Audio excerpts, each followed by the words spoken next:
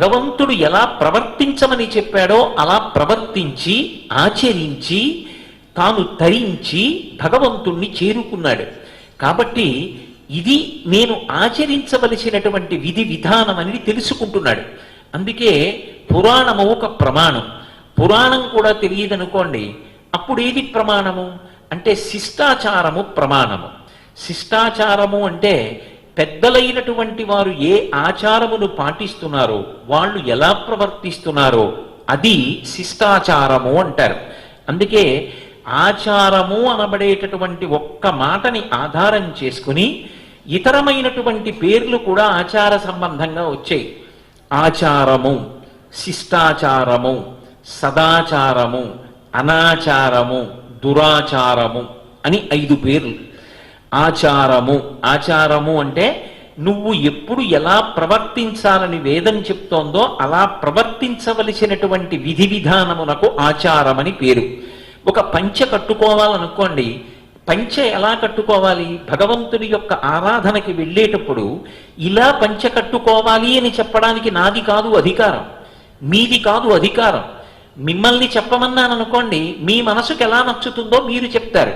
నన్ను చెప్పమన్నారనుకోండి, నా మనసుకి ఎలా నచ్చుతుందో నేను చెప్తాను.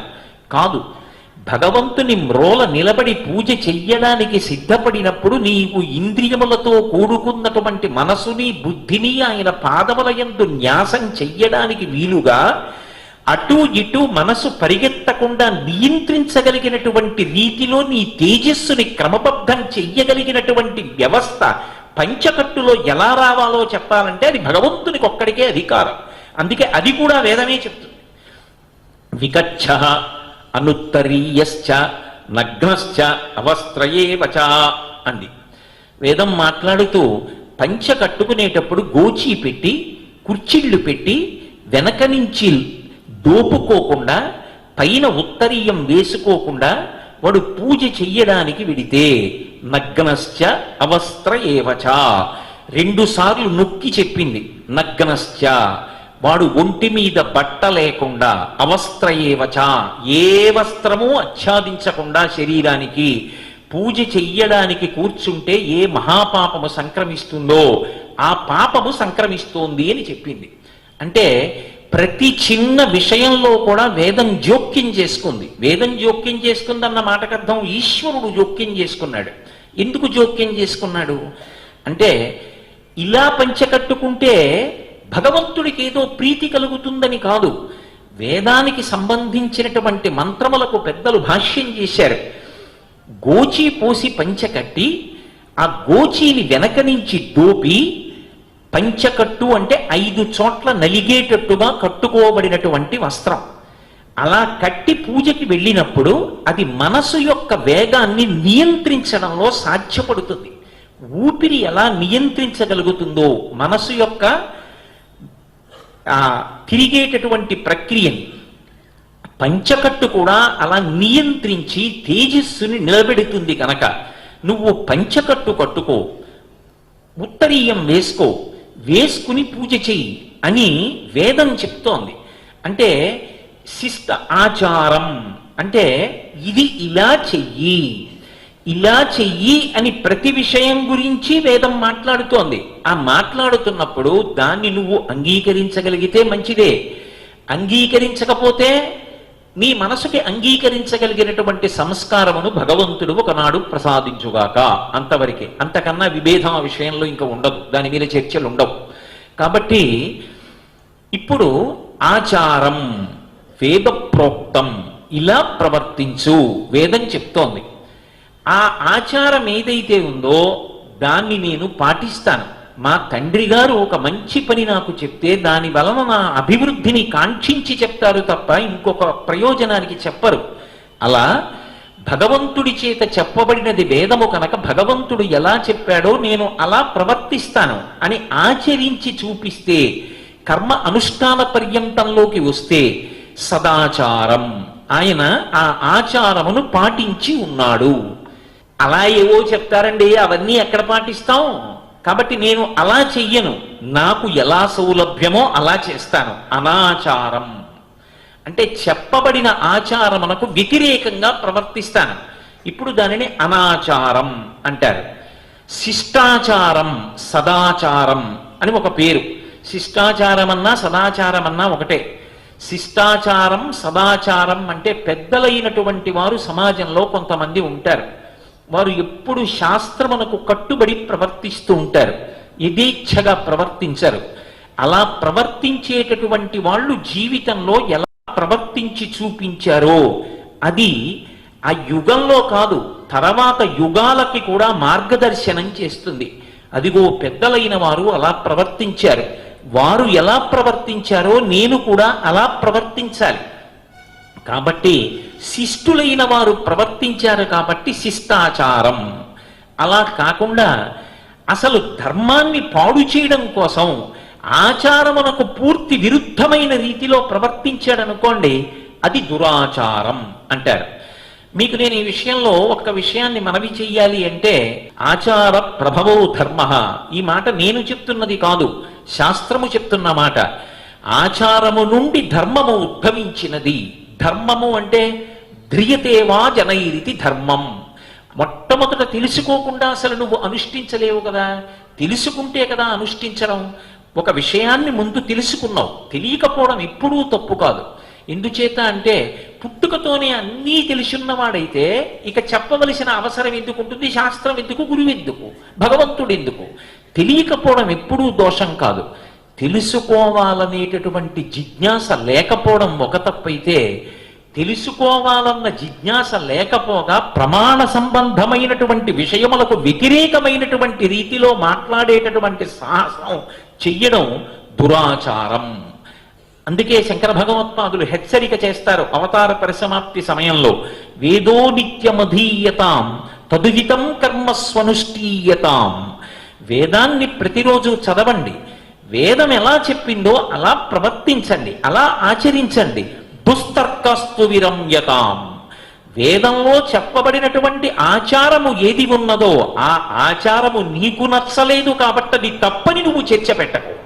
దానికి వ్యతిరేకంగా మాట్లాడేటటువంటి సాహసం జోలికి వెళ్ళకు.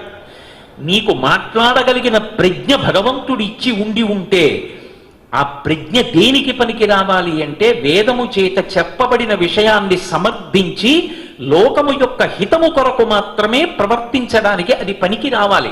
అందుకని దుస్తర్కాస్తు విరమ్యతాం అని శంకర భగవత్పాదుల యొక్క సందేశం అవతార పరిసమాప్తి సమయంలో. కనుక శిష్టాచారం, పెద్దలైనటువంటి వారు ఏ మార్గంలో నడిచి వెళ్ళారో అది శాశ్వతంగా నిలబడిపోతుంది. భగవద్గీతలో గీతాచార్యుడు ఒక మాట అంటాడు, యద్యదాచరతి శ్రేష్ఠ తత్తదేవేతరో జనః సహత్ ప్రమాణం కురితే లోకస్తదనువర్తతే అంటాడు. ఈ లోకంలో ఆచారం అనేటటువంటిది నిలబడడానికి ప్రధానంగా ఎవరి వలన నిలబడుతూ ఉంటుంది అంటే, సత్పురుషులుగా సమాజమునందు ఎవరు గౌరవింపబడుతూ ఉంటారో అటువంటి వారు జీవితంలో ఏ సందర్భంలో ఎలా ప్రవర్తిస్తూ ఉంటారో మిగిలిన వాళ్ళందరూ గమనిస్తూ ఉంటారు. సహ ప్రమాణం కురితే, వాళ్ళు ఎలా ప్రవర్తించారో చూసి లోకస్తదనువర్తతే, లోకమంతా కూడా దాన్ని అనువర్తిస్తుంది, ఆ మార్గంలోనే నడుస్తుంది. అందుకే శిష్టాచారం అనేటటువంటి మాటలో ఆయన ఆదర్శప్రాయమైనటువంటి జీవితము ఉన్నవాడు అనడానికి గుర్తు ఏమిటంటే, ఆయన శాస్త్రమును నమ్మినవాడై, శాస్త్రము చేత చెప్పబడినటువంటి ఆచారమునందు పూనిక కలిగిన వాడై, అటువంటి ఆచారమును పాటిస్తున్నవాడై ఉండాలి అన్నది గీతాచార్యుని యొక్క ఉద్దేశ్యం. అందుకే భాగవతంలో కుచేలోపాఖ్యానంలో వచ్చినటువంటి కుచేలుడితో మాట్లాడుతూ ఆయన ఒక మాట అంటాడు, బ్రాహ్మణోత్తమ వేదపాఠన లబ్ధ దక్షత వలన కలిగిన వంశమునందు ప్రభవించిన నీదు భార్య సుశీల తగ ప్రవర్తనయందు నిన్ను అనువర్తించునే. తలచి చూడ నీదు బుద్ధి గృహ క్షేత్ర ధన దారా పుత్రాదులయందు చెందకుండుట తోచుచున్నయది. నేను సైతము లోక సంగ్రహణార్థంబు కర్మాచరణంబు చేయు పగిది. ప్రకృతి సంబంధములు వాసి కామ సంబంధములు రోసి అద్దీమై యుక్త కర్మంబులాచరించి కొందరుత్తములు భువిని అంటాడు. యథార్థమునకు పరిపూర్ణావతారమైనటువంటి కృష్ణ భగవానుడు ఇది చెయ్యాలనేటటువంటి నియమమేం లేదు. కానీ కుచేలుడితో మాట్లాడుతూ ఒక మాట అన్నాడు. బ్రాహ్మణోత్తమ, వేదపాటన లబ్ధ దక్షత వలన ప్రభవించిన వంశమునందు జన్మించిన నీదు భావ్య సుశీల తగ ప్రవర్తనయందు నీకు సదృశయగునే. వేదం బాగా చదువుకున్నటువంటి కుటుంబంలో పుట్టినటువంటి నీ భార్య భర్తని అనుగమించాలనేటటువంటి ఆచారాన్ని పాటించి నీ నడవడికి సరిపోయినట్టుగా నిన్ను అనుగమిస్తోందా? ఓ కుచేల, పరిశీలించి చూస్తే నీకు భార్య మీద అనురక్తి లేదు, బిడ్డల మీద మమకారం లేదు, గృహమునందు కానీ భూముల యందు కానీ పొలాల మీద కానీ ధనం మీద కానీ నీకు ఏ విధమైనటువంటి మమకారము లేదు.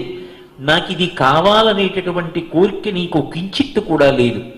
అయినా నేనొక్క మాట చెప్పనా కుచేల, సాక్షాత్ భగవానుడనైన నేను, పరిపూర్ణావతారమైనటువంటి నేను ఈ పనిని ఇలా చెయ్యాలనేటటువంటి నియమం నిజానికి లేనివాడనైనటువంటి నేను లోక సంగ్రహణార్థంబు కర్మాచరణంబు చేయుపగిది అన్నాడు. నేనే ఇలా కర్మాచరణం చేయకపోతే, నేనే సంధ్యావందనం చేయకపోతే, నేనే పూజ చేయకపోతే, నేనే గురువుని సేవించకపోతే, నేనే పెద్దల్ని గౌరవించకపోతే, నేనే సత్యవాక్యమునకు కట్టుబడకపోతే కృష్ణుడే చెయ్యలేదు మేమెందుకు చెయ్యాలని అంటారు కనుక లోకమునకు మార్గదర్శనం చెయ్యడం కోసమని నేను ఆచారకాండని పాటిస్తున్నాను. నేను ఎలా ప్రవర్తించాలో అలా ప్రవర్తిస్తున్నాను అన్నాడు. అంటే మహాత్ములైనటువంటి వారందరూ కూడా అసలు ఒక విషయాన్ని తెలుసుకోవడం కన్నా తెలుసుకున్న విషయాలలో ఎన్ని విషయాల్ని నువ్వు ఆచరణలోకి తెచ్చుకుంటావు అన్నదానికి ఎక్కువ జీవితంలో కొన్నిటిని చూసినా విన్నా అభినందించడానికో సంతోషించడానికో చాలు, సరిపోతాయి. ఆయన చాలా బాగా చెప్పారు అనడానికి కాదు ఆ సభ. ఆయన చెప్పిన దాంట్లో ఎన్ని విషయాలు నేను అనుష్ఠాన పర్యంతంలోకి తెచ్చుకుంటున్నాను, ఒక్క విషయాన్ని నా జీవితంలో నేను అనుష్ఠానంలోకి తెచ్చుకుంటున్నానా, నేను ఆచరణలోకి తెచ్చుకుంటున్నానా అన్న దానికి పరీక్షగా నిలబడాలి తప్ప, అది దానికి పనికి రావాలి తప్ప, చెప్పిన వాణ్ణి అభినందించడానికో చెప్పిన వాణ్ణి విమర్శించడానికో అవి యోగ్యమైనటువంటి విషయాలు కావు. ఎందుకంటే అవి ఆయన బుద్ధిలోంచి వచ్చినవి కావు, అది ఆయన ప్రతిపాదిస్తున్నది కాదు.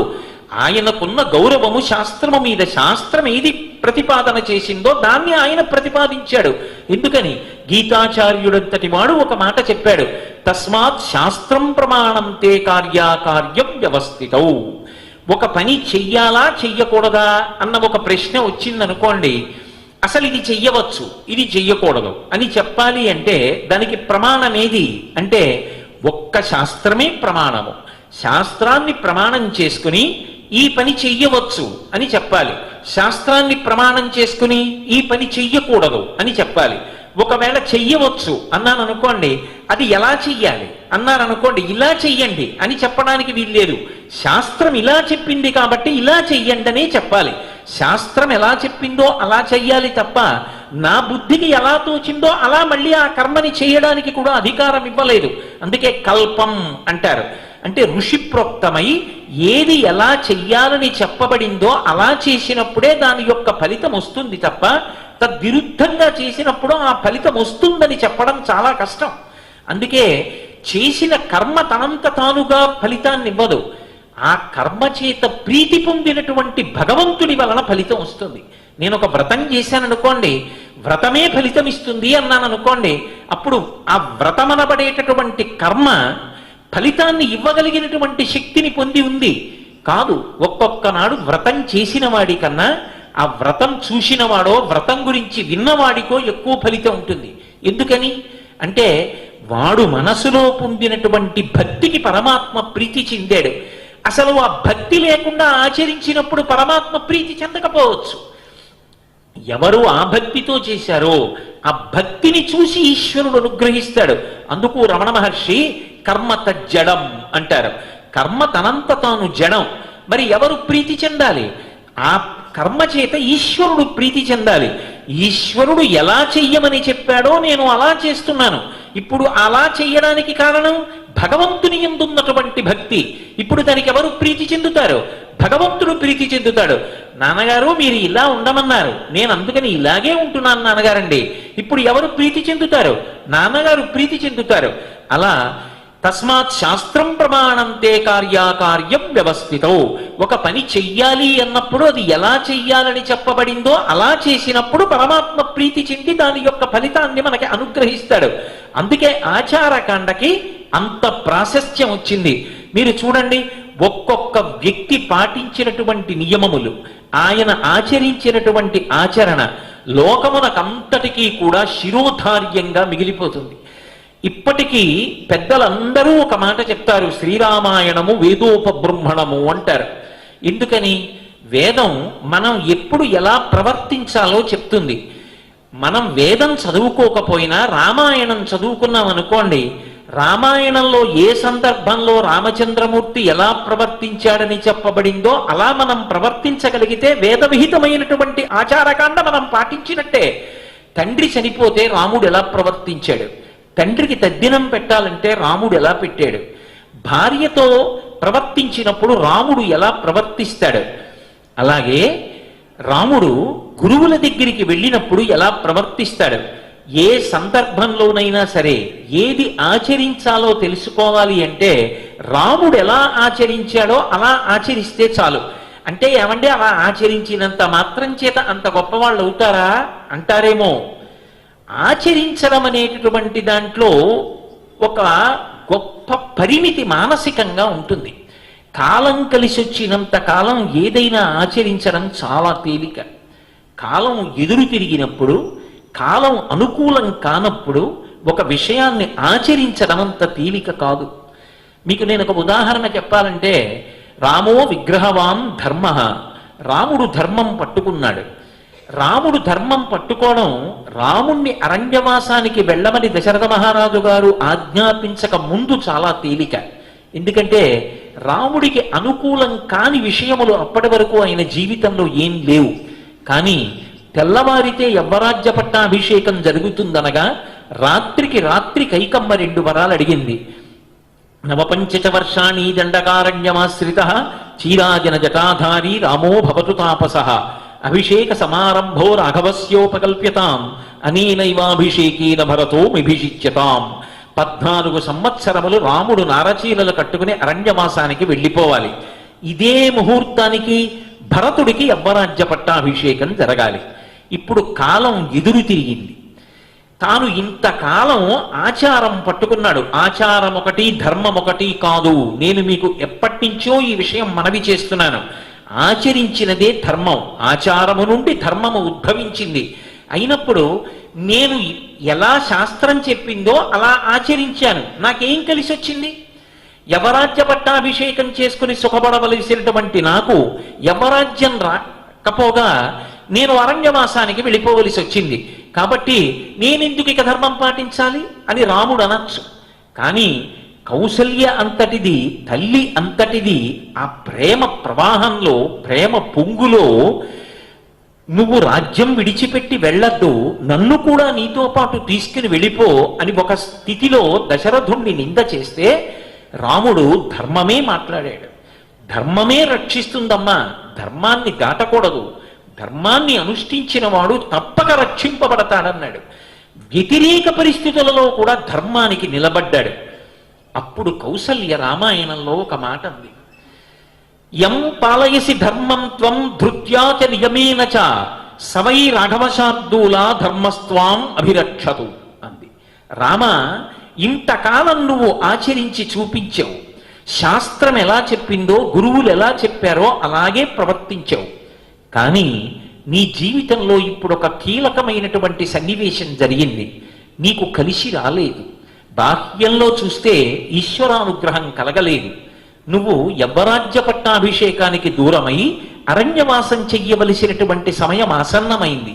అయినా నువ్వు ధర్మం రక్షిస్తుందని ధర్మాన్నే పట్టుకుంటానంటున్నావు.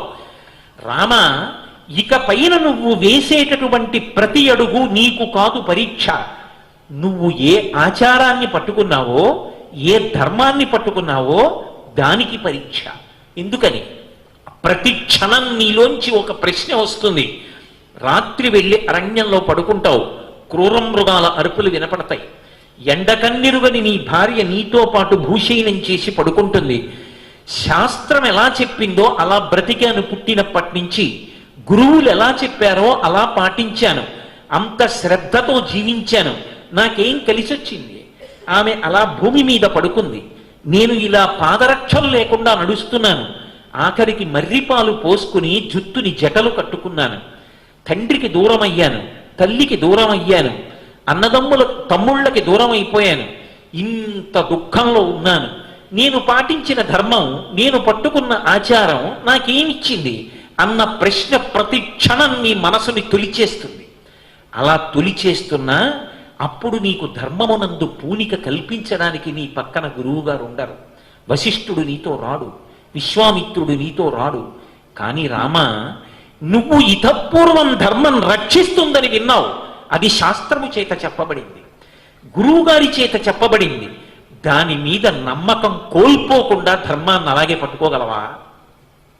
అలాగే పట్టుకుని ధృత్యాచ నియమేనచా, పట్టుదలతో నియమంతో ధర్మమును నువ్వు విడవకుండా అట్లాగే పట్టుకొనెదవుగాక. అలా పట్టుకున్న కారణం చేత నీవు ధర్మము చేత రక్షింపబడెదవుగాక. కౌసల్య కట్టి ఇచ్చిన చద్దెన్నపు మూట అంటారు రామాయణంలో ఈ శ్లోకాన్ని.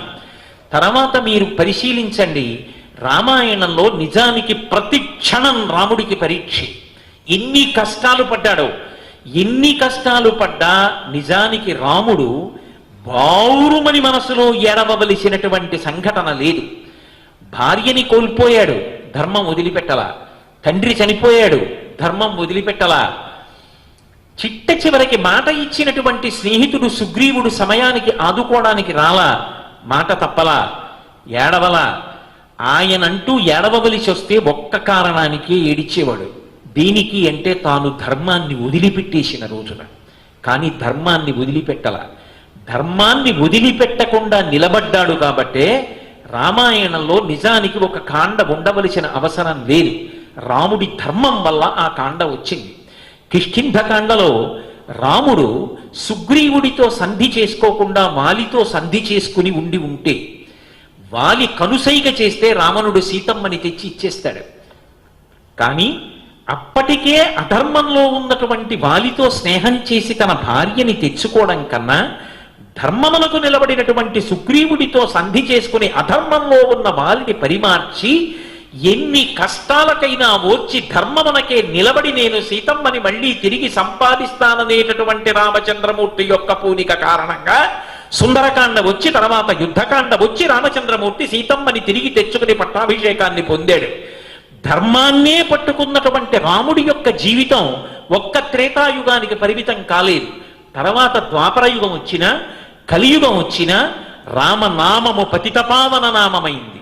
రామ కథ మృత సంజీవని అయింది. ఏ తల్లి గోరుముద్దలు పెడుతూ పిల్లలకి కథ చెప్పినా రామ కథ చెప్తుంది. ఏ తల్లి బిడ్డడికి మార్గదర్శనం చేయించినా రాముడిలా ధార్మికంగా బ్రతకండంటుంది. రాముడు ఎంతమంది చెప్పినవి వింటాడు. కానీ చిట్ట చివర తాను ఏ విషయం మీదైనా తన అభిప్రాయాన్ని చెప్పవలసినటువంటి సందర్భం ఏర్పడినప్పుడు మాత్రం నా బుద్ధికి ఇలా తోచింది కాబట్టి నేను ఇలా చెయ్యమని చెప్తున్నానని చెప్పడు. శాస్త్రం ఇలా ప్రవర్తించమని చెప్పింది కనుక నేను ఇలా చేద్దామని ప్రతిపాదన చేస్తున్నానంటాడు. అందుకే రామో విగ్రహవాన్ ధర్మ, రాశీభూతమైనటువంటి ధర్మము ఆచారమే రాముడు అయ్యాడు.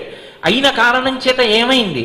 ఒక యుగం తర్వాత కూడా రామనామం రామ కథ అలా నిలబడిపోయాయి.